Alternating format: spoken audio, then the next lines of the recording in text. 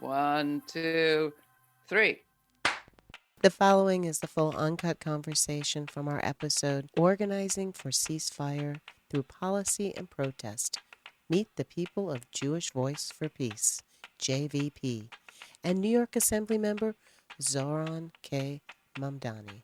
You'll hear firsthand from members of JVP more details on the many JVP actions that have taken place thus far in response to the Israeli-Hamas war and the impact these experiences have had on them as activists. They go into greater detail highlighting the need for humanizing Palestinians, the power of the purse and the pulpit, and the potential for change. And they also discuss the importance of mass movement organizations in shaping political conscience and the need for political pressure to prevent further massacres.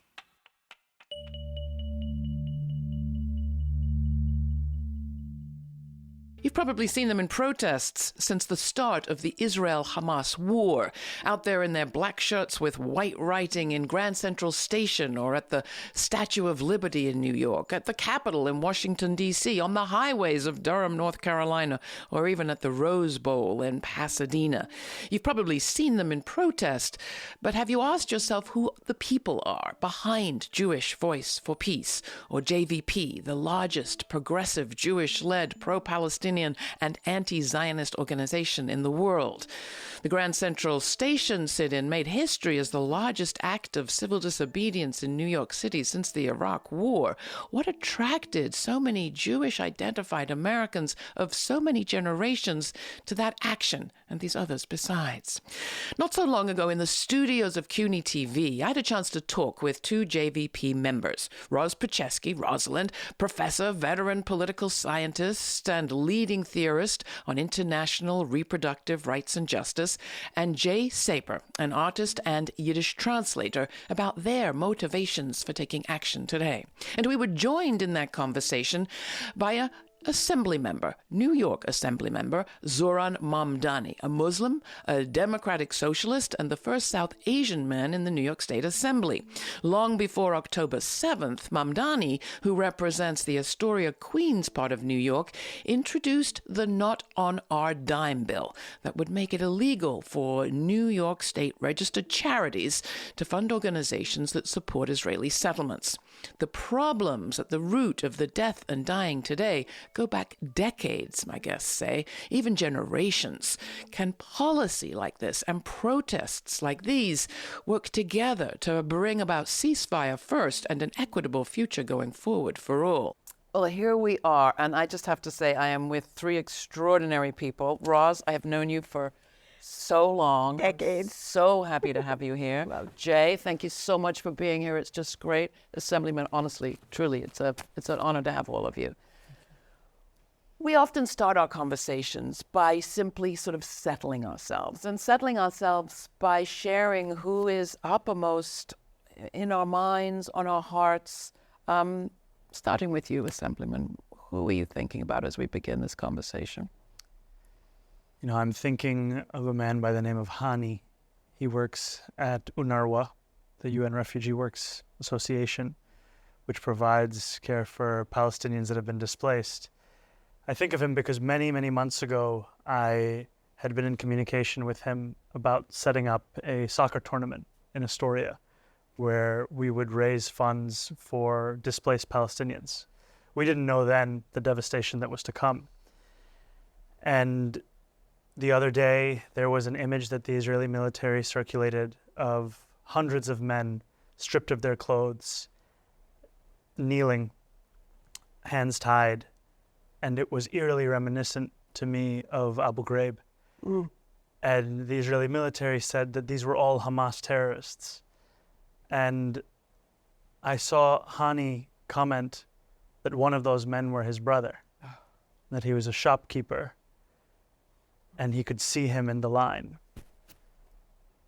And it was by chance that I knew this one Palestinian man, and through that one relationship, I got to see the truth of an image that was being shown to the world as justification for destruction, when in fact it is the desecration of a place and of a people. So I think of Hani. What about you, Jay? Who's on your mind?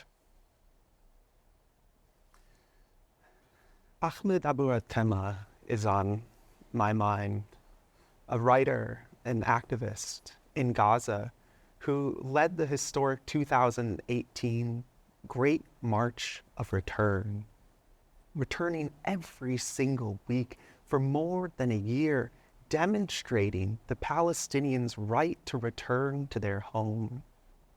In 2019, I helped to bring Ahmed Abu Atema here to New York City to share his story with the world. I was arrested during the Great March of Return just a few blocks from here at Senator Schumer's office, calling on him to condemn the Israeli violence to these Palestinian protesters. An Israeli airstrike hit Ahmed Abu Atema's home, killing members of his family, including his son, and he was also severely injured. And so Ahmed and all of the people of Gaza are on my mind and my heart right now. What about you, Roz? Well, always in my heart from the beginning of this and long before is Mohammed Rafiq Mohalesh. Mohammed is, I've never met Mohammed in person, only online, but I love him so much. I met Mohammed through a virtual tour of Gaza that Eyewitness Palestine sponsored, and since I had been one of their delegates, gone on a trip with them, I saw him and I heard his story. He had worked with We Are Not Numbers, and he had written a story for We Are Not Numbers. And it was so beautiful, and his way of leading us through Gaza, the happy Gaza, the beautiful Gaza. He said, here are the fruits and vegetables, here are the elders, here are the children playing soccer. I was so enthralled. He wanted to see the joyful Gaza.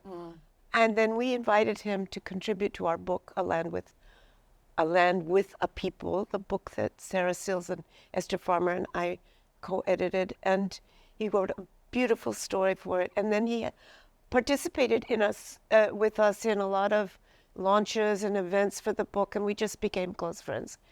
Mohammed has been through a lot since then. Mohammed is from Gaza City. Mohammed got married, he had a baby.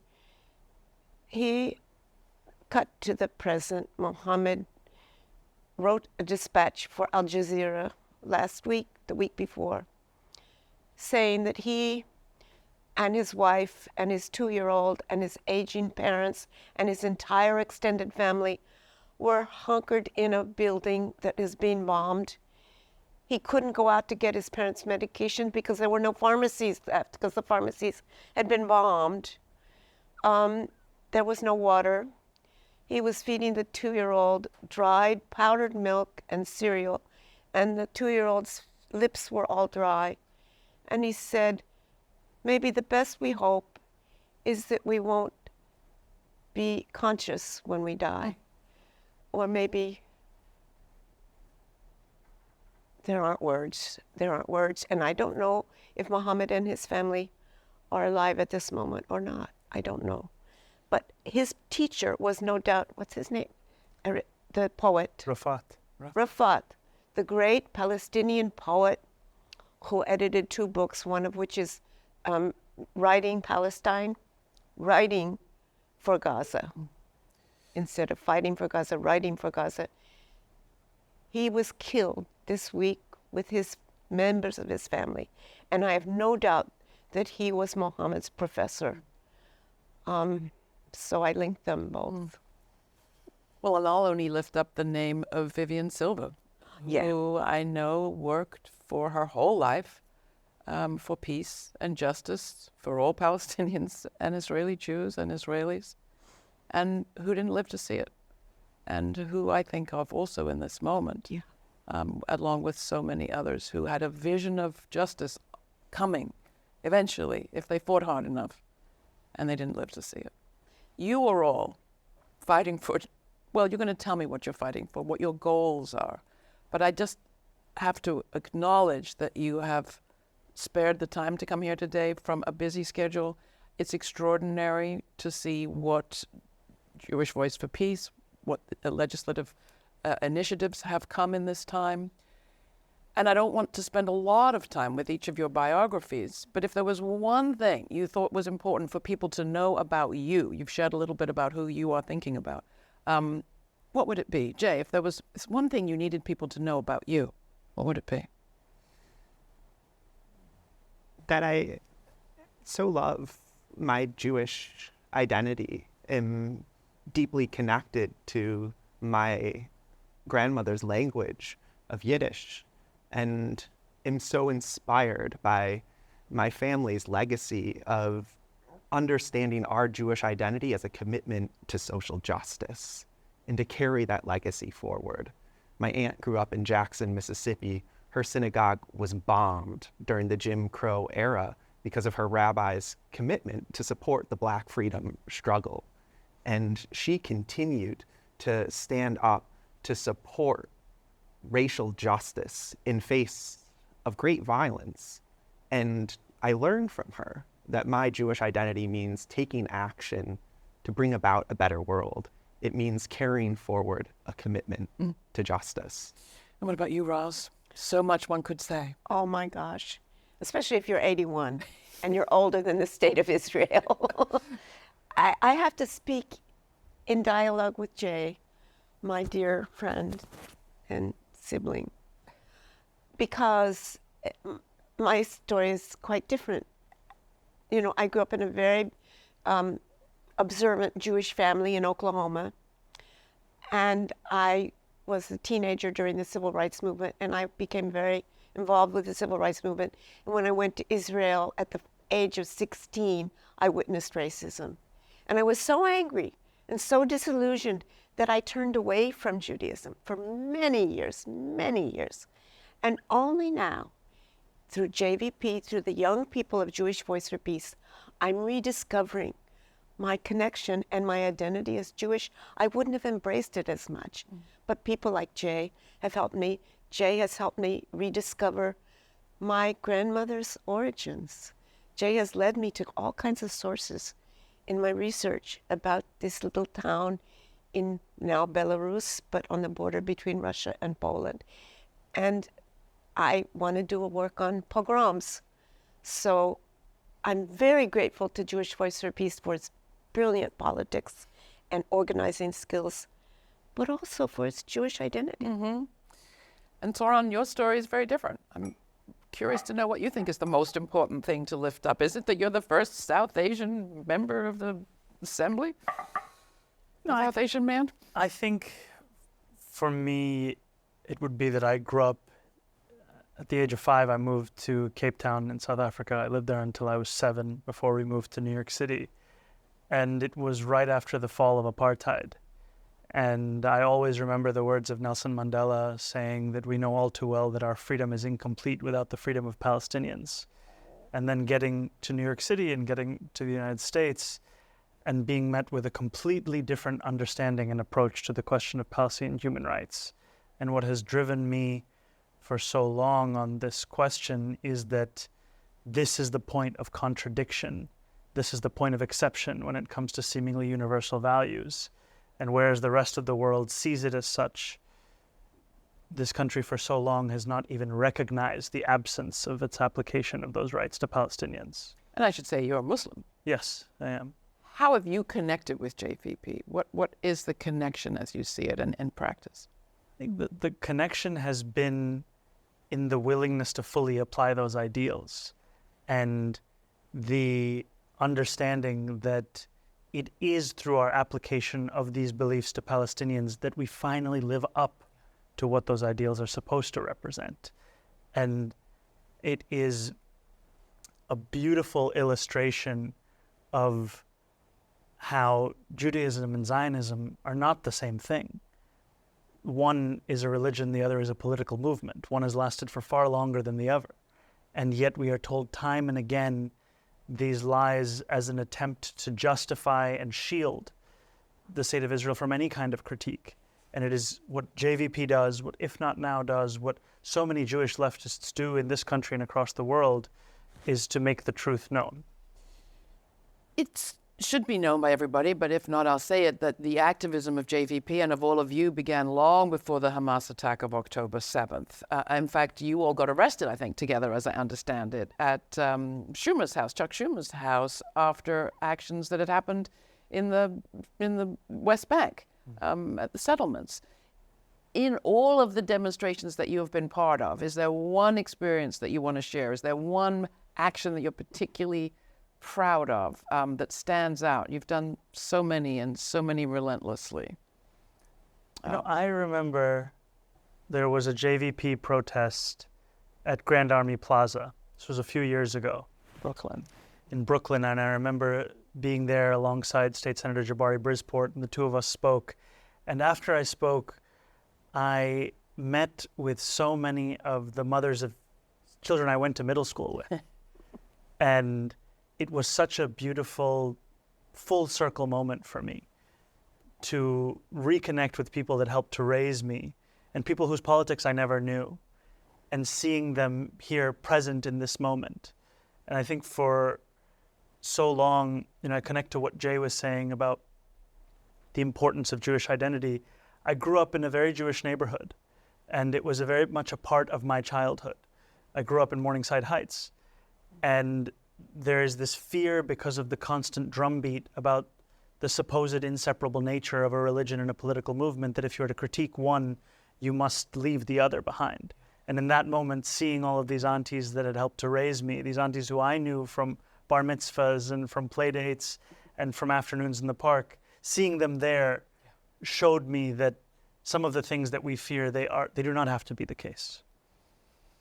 And Jay, Roz, I don't know, was it the Statue of Liberty takeover? Was it Grand Central? I mean, the images people have seen around the country of what you all done doesn't probably reflect what it's like to be there in the inside. I want to hear what you Jay. So as you noted, we've been organizing together for years and building and deepening our relationships and trust has allowed us to meet this moment in the way that we must. Yeah. This didn't just happen yesterday. That's right. And I feel so fortunate to be able to take action in community with Jewish Voice for Peace. And what rises to my mind is when we completely shut down the world's largest train station during rush hour traffic, New York's iconic Grand Central Terminal, the biggest train station in the world, thousands of us pouring into the Great Hall, thousands pouring into the streets of Midtown Manhattan, hundreds getting arrested, including Roz right here, who was part of the largest civil disobedience New York City has seen in 2 decades.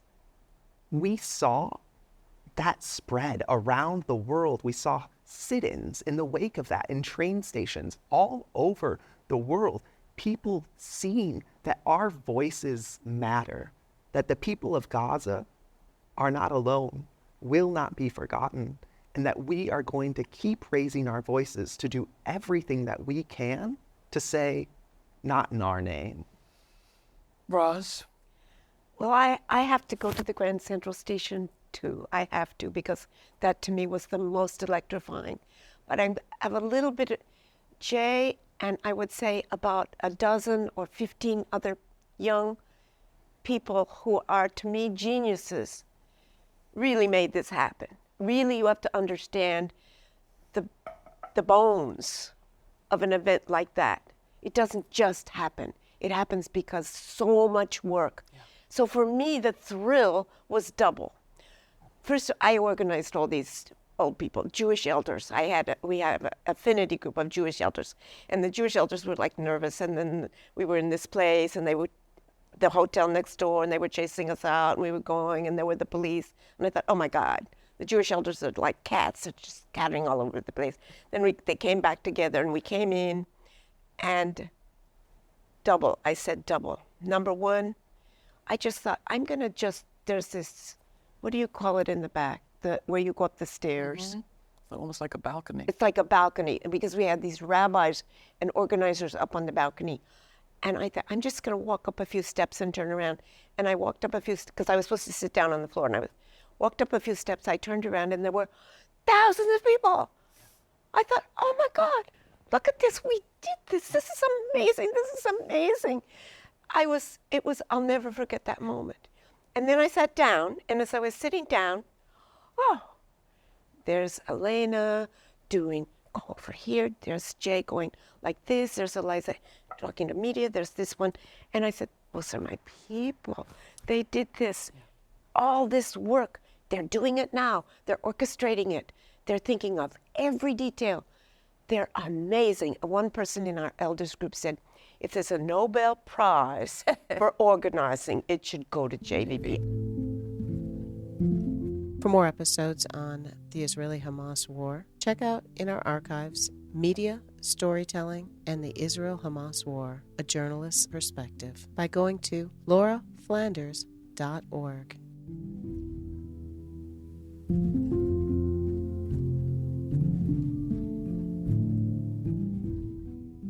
So we've had a little of the who and a little bit of the what. Let's talk about the why. Let's not lose track of why you are being as active and doing as many extraordinary things as you are. What's the goal? Roz, if you were to say what's the goal of what you are all engaged in, what is it? Well, the goal is, certainly liberation of Palestine. But beyond that, the goal is a world in which justice matters not just for us, but for all people.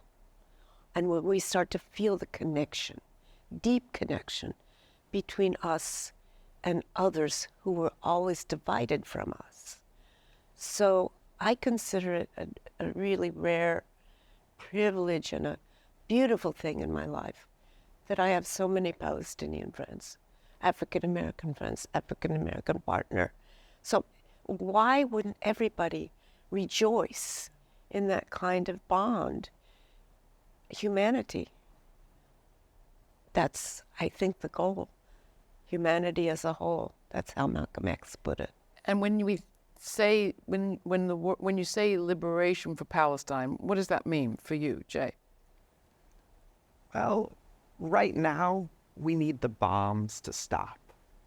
We need to stop the bombing of the Palestinian people of Gaza.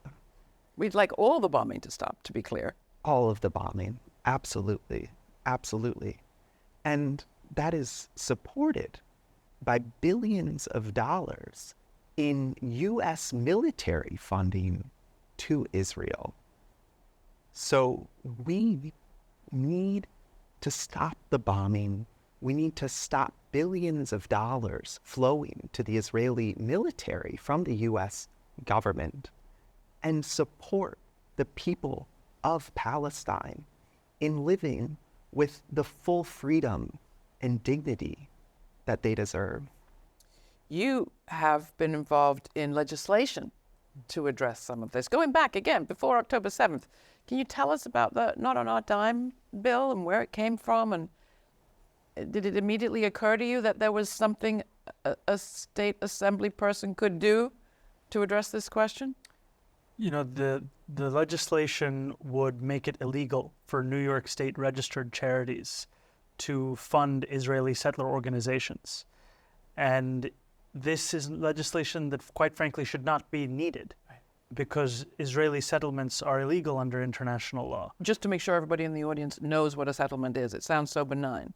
Yes, so a settlement is not benign at all. A settlement is an illegal outpost beyond the internationally recognized borders of Israel. And it is the annexation of land from Palestinians, something that now there are more than 750,000 settlers, so many settlements such that there is not actually a single contiguous piece of land that could function as the second state in a two-state solution. What is so frustrating about the politics of Israel and Palestine is that the reality is separate from the politics as discussed here, where you have politicians who trot out talking points that were created 2 decades ago that have no actual relationship to the facts on the ground. And, you know, we have a reality in New York State where the laws that exist should already prohibit any charity funding violence. It is against the common sense, at the very least, of any person to think that violence should be tax deductible. But when it comes to Israel, we've seen time and again at the national level, at the local level, unless you are explicit, then the law will not be applied. And so this legislation was introduced. I introduced it myself in the Assembly. State Senator Jabari Brisport introduced it in the Senate. And we introduced it because a number of organizers and organizations, such as Jewish Voice for Peace, such as the Adalah Justice Project, the U.S. Campaign for Palestinian Rights, and so many others, informed us of the fact that in New York State, there is more than $60 million a year that is sent from our state, tax deductible, to Israeli settler organizations. And those organizations use that money to facilitate the harassment, displacement, and murder of Palestinians. And in this moment, so often when you're at a protest, you'll hear the words "Free Palestine." And you may think, why not simply "Free Gaza"? And the truth is that the Palestinian experience across all of Palestine is an experience of harassment, displacement, and violence. And since October 7th, we've seen hundreds of Palestinians be murdered by the Israeli military as well as settlers. And those murders in the West Bank, those are murders that are being assisted by the money that we are sending there as New Yorkers. So this should be self-evident. It is not. And so we've introduced this legislation to rectify this. Is there a place for non-Jewish people in JVP, Jay? Absolutely. While we're inspired by Jewish tradition, we always welcome everyone who's committed to the principles that Zohran has described of taking action for justice to join us. And we're also so grateful to get to partner with so many other organizations who are taking action as well that were mentioned. And what do you say to people that say you sort of are acting as if you're speaking for all Jews, but you're really not, and maybe you're even increasing anti-Semitism? Isn't that what Israel does? Well, feel free to answer, either one of you. So we are so deeply proud of our Jewish identity, deeply rooted in our Jewish identity. Before we shut down Grand Central Terminal, we staged one of the largest sit-ins ever at Congress. Over 300 of us got arrested there. 22 of them were rabbis. Rabbis were leading the program, leading us in songs and leading us in chants, rooted in our ritual, in saying that our tradition inspires us to take action for justice. That was the largest mass arrest of rabbis for civil disobedience in U.S. history, even more than the 16 arrested with Dr. King in St. Augustine. So we love our Jewish identity, and we are deeply committed to ending anti-Semitism. Last summer, a 19-year-old Nazi was indicted for planning to carry out a mass shooting at my home synagogue, Congregation Shaarei Tzedek, in East Lansing, Michigan, where I had my Mitzvah, where my grandparents had their funerals, where I still attend when I visit my family who still live there. He was planning that mass shooting on the 5th anniversary of the Christchurch massacre at the mosques in New Zealand, and had also praised the shooter of the black grocery shoppers in Buffalo. So the threat to my own synagogue makes so clear that anti-Semitism needs to be confronted by challenging all forms of white supremacy, by speaking out against Islamophobia, by taking action against anti-black racism, committing to a world where we build safety through solidarity. Beautiful knitting of things together. Ros, do you want to add anything? Well, first of all, JVP has many members who are not Jewish, so we're not an exclusive club. But the question of safety through solidarity, the question of linking anti-Semitism to white supremacy of all kinds, and that includes Islamophobia, that includes anti-Arab racism. If we don't do that, we're all dead. It's not just safety, it's survival. And actually, I mean, just think about that march. You know, Jews will not replace us in Charlottesville, Virginia. They made it very clear. The right wing and the homegrown Nazis have made it very clear. we are all their enemies and the ones they want to stamp out. There's a gender aspect, of course, to white Yes. supremacy, too. And you've talked about feminism being at the heart of what you do, as always as an academic, as an activist, but also in this moment, the feminist analysis being brought to bear is important to you. We talked about Vivian Silver, Women for Peace, Vivian Israeli Silver activist. was amazing. She's an icon for me, too. She actually helped ferry Palestinian children from Gaza to hospitals in Israel. She worked with Gazans. She was a cross-border social justice activist. It's horrible that she was killed, and we don't know for sure whose bombs killed her. And so where do you see feminism in this moment? First of all, to me, genocide is a form of reproductive injustice. It means the extirpation, the annihilation of a whole people's ability to reproduce. And I think we should think of genocide that way.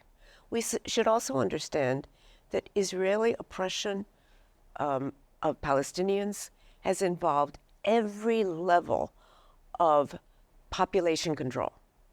So, I mean, from Ben Gurion on, the idea of a demographic war was central to Zionism. It meant we need to reproduce more than they do. It meant cutting off the ability of pregnant women to get to hospitals, keeping them at checkpoints. It meant ignoring their reproductive health. It meant, shutting up so many men in prison, women too, that they could not be free to have families. So I see, Israeli Zionism, Israeli persecution of Palestinians as an enormous form of reproductive injustice and attack on families. So while we're talking about supremacist thinking and racism and sexism, I want to come back to you, Assemblyman, speaking as a Muslim. What have you seen in the contrast between the way that some of the pro-Palestinian Muslim-led demonstrations have been policed versus some of the JVP protests? And is that something that struck you, that we still have an imbalance there? I think very much so. There is a literal application of that question in that we have seen the police attack a number of demonstrators at a number of Muslim-led protests around this city. And there is a consistent rhetoric of demonization coming from politicians at every level of government in characterizing those who take to the streets for freedom as worthy of receiving violence from the state. And it is immensely concerning, especially as one of the few Muslim elected officials in the state, someone who represents Steinway Street in Astoria, which is where Mayor Bloomberg's demographics unit was at its peak. This was a unit within the NYPD that Mayor Bloomberg created to surveil Muslims illegally. After 9/11. Yes, and these were officers who would spend time in barbershops, in cafes, in travel agencies. They would go to Astoria Park and write down how often Muslims played soccer. We know what the post-9/11 surveillance apparatus looked like, and we are living through an echo of it in this moment where police are using drones to capture as many identities as possible of those who are taking part in these protests. For more conversations centered around the Israeli-Hamas war, check out our episode in our archives, Israel, Hamas, and Universal Human Rights, with former UN official Craig Mokhiber, where he shares the path forward.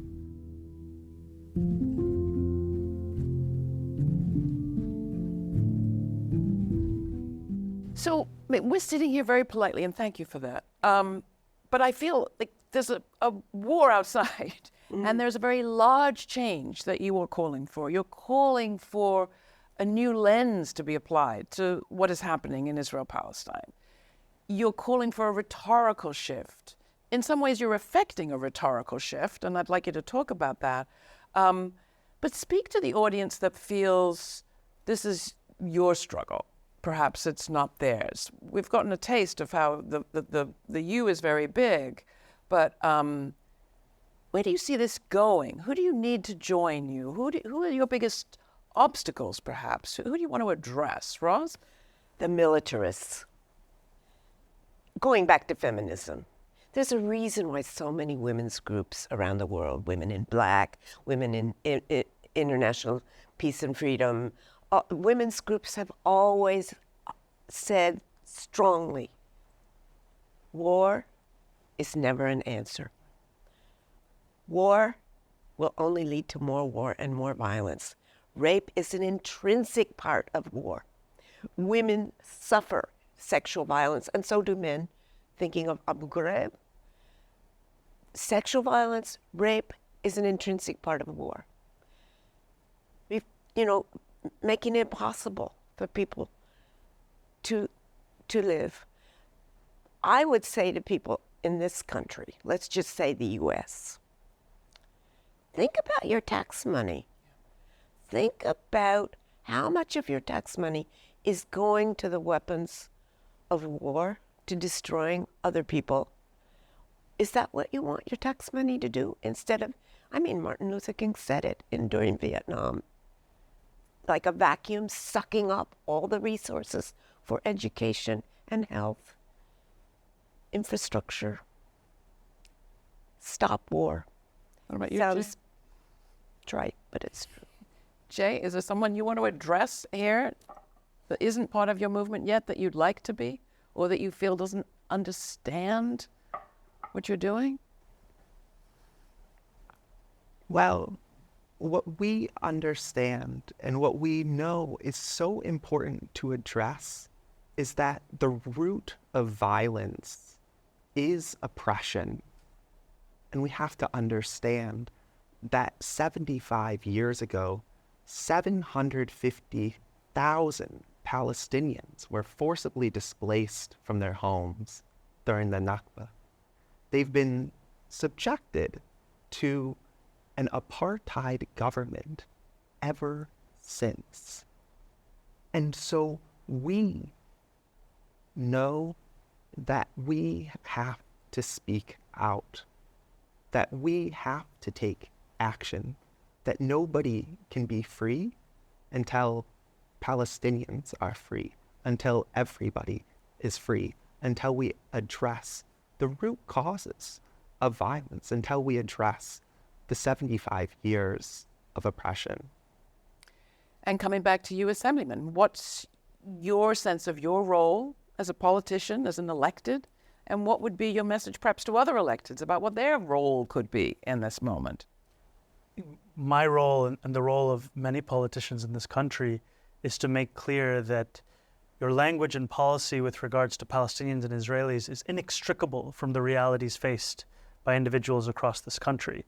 When you have individuals such as President Joe Biden casting doubt on the truth of Palestinians, even in their death count, when there is a broad attempt at characterizing Palestinians as subhuman or as all members of a terrorist group that should be exterminated, you create the conditions that justify anti-Palestinian racism across this country. And you cannot then be surprised when you see 6-year-old Wadiyah be killed in Illinois, when you see 3 Palestinian students be shot in Burlington, with one of them being paralyzed for the rest of his life. These are the realities of what we think of as something far away. And what I would also say is we cannot afford as Americans to think of this as a problem that is not ours unless personally connected to it. This is not a religious issue. This is an issue about power and oppression.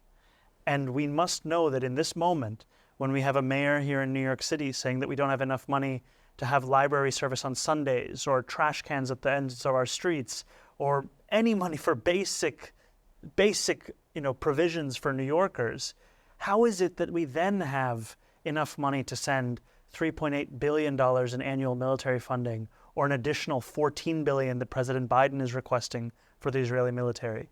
There is enough money for our basic needs, but it's being spent on the decimation of a people.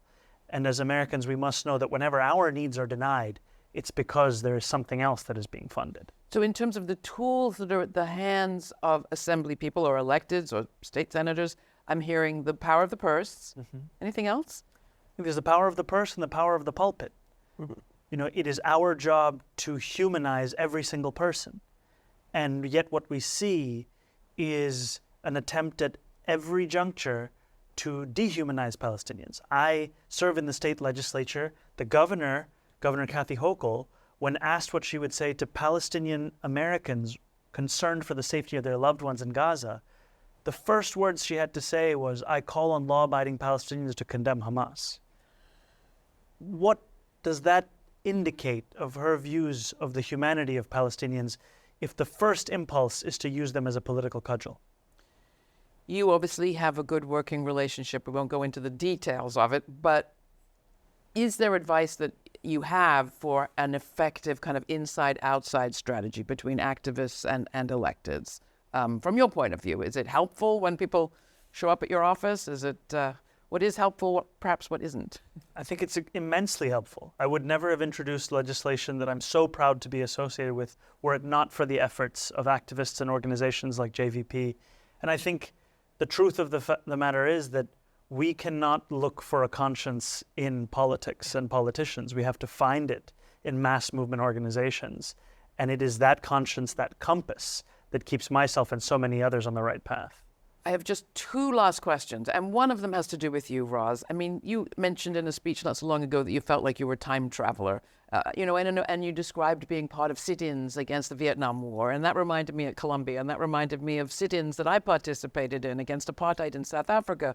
And I think it's important that we end by saying that change is possible, that we've seen it in our lifetime. I mean, you've seen it in lots of places in your lifetime. True. Do you think you'll see change here in your lifetime? I hope Well, you live I've forever. already, yes, well, thank you, I won't, but I've seen lots and lots of change, some good, some bad.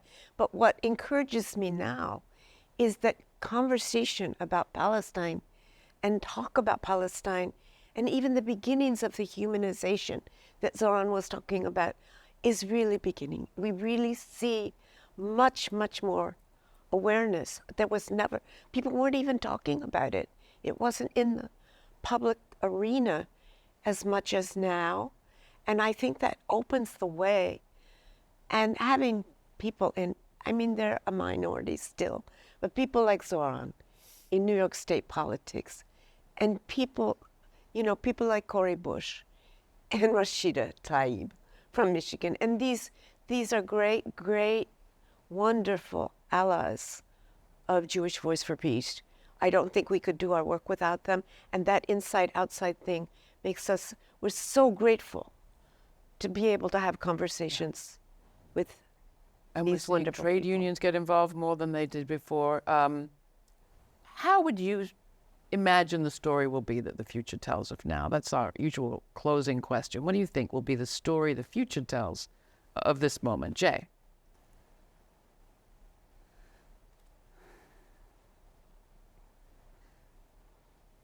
The politicians who have exacerbated and fueled the bombing of the Palestinian people of Gaza will not be forgotten.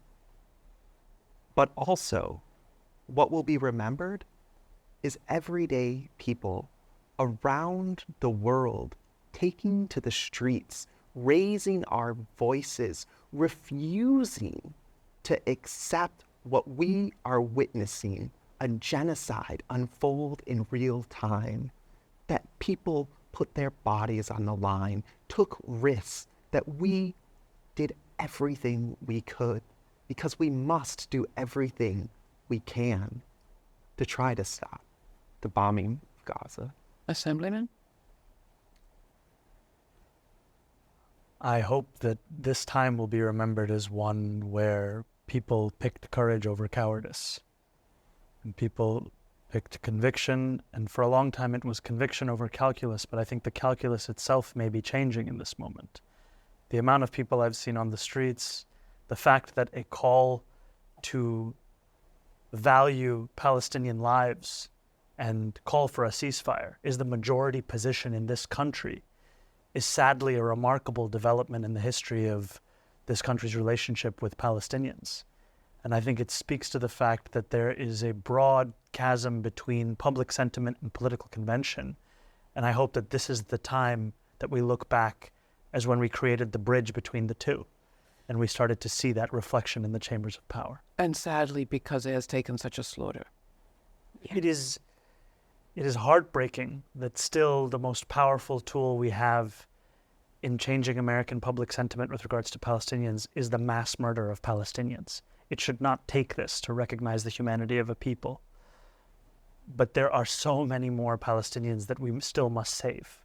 And we must never lose sight of the fact that every day there is another life that we can save, and we can save that life through creating political pressure on the institutions and the individuals who have facilitated this massacre. The massacre of the Palestinians, also the Israeli dead in the Hamas attack, have brought forth Israeli voices for peace and justice that I haven't heard, at least in our U.S. media, as loudly or as often before. You know, I have looked often to the families of the hostages for this call for humanity, because it is them that created the slogan, everyone for everyone, that we exchange the hostages for the political prisoners. And it speaks to this shared vision of humanity. And what is so frustrating is in this country, the hostages are used as a justification to continue the bombing, whereas in Israel, the hostages speak loudly and clearly, their families do, about the necessity of stopping the bombing to save those lives. Roz, your vision of the story of the future? Well, I actually think what resonates with me is many young activists saying, this is our anti-war movement. This is our anti-war movement. And, you know, I mean, the concept of martyrdom is, you know, resonates with Palestinians. I don't always like it so much, but Palestine has become a martyr to peace and a martyr to a sense of humanity. And maybe what will happen in the future is people will remember Palestine and Palestinians as the ones who made possible a new vision of justice across all borders, and peace and humanity as something that we can actually concretely imagine. And it is our job to ensure that Palestinians are alive to see that. Yes, absolutely. So we will do everything. And we are putting our bodies on the line. We are doing it. Roz Petchesky, Jay Saper, Assemblyman Mamdani, thank you so much, all of you, for being here. It's been a pleasure to have you. Thanks, Laura. So much. Thank you. These full uncut conversations are made possible thanks to our member supporters. Thanks for taking the time to listen to the full conversation from our episode, Organizing for Ceasefire Through Policy and Protest.